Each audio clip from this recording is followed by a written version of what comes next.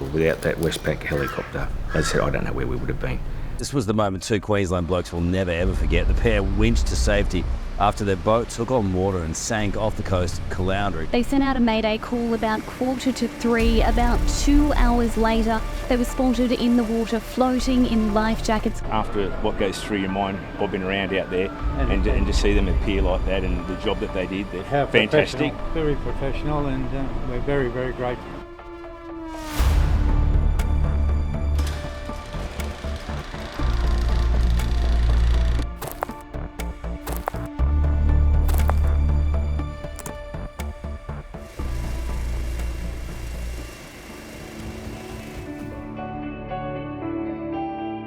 My name's Dave O'Brien. I'm a pilot with the Westpac Lifesaver Rescue Helicopter Service.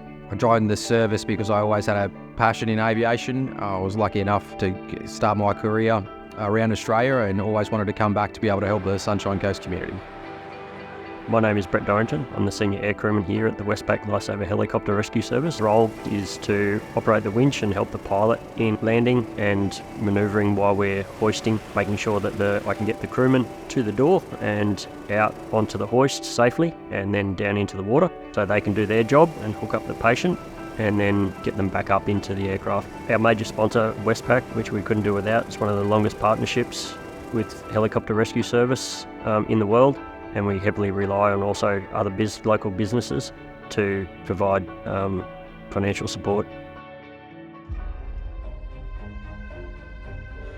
I'm a retired boilermaker, and I've been retired now for about 10 years. We used to go to the beach all the time, and the Westpac rescue helicopter would fly over, going up north and then coming back south.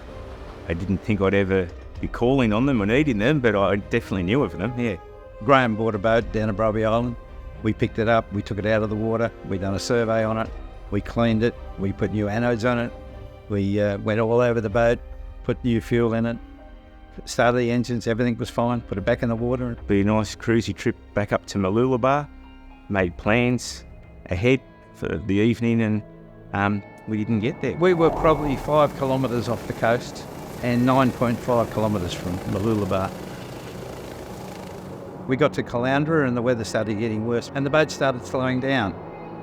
So I said to Graham, we're losing revs and the boat's slowing down. And he said, I'll just go down and lift the hatches and look at the engines. He lifted the hatch and the hatch was full of water.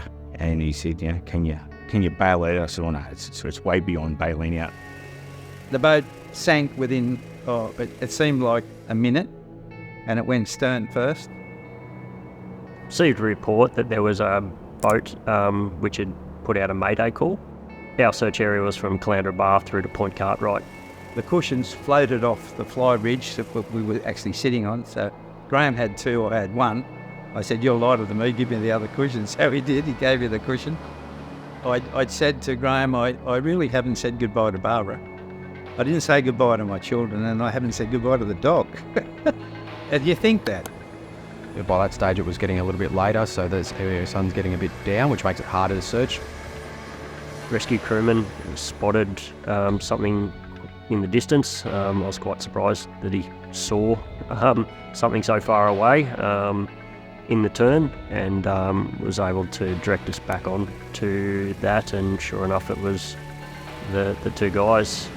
You can imagine the helicopter can move left, right, up and down, the swell's moving one way, the wind's blowing things the other way, and we've got to drop a crewman using our winch to within a couple of strokes so he can grab them quickly and we can recover them back to the aircraft.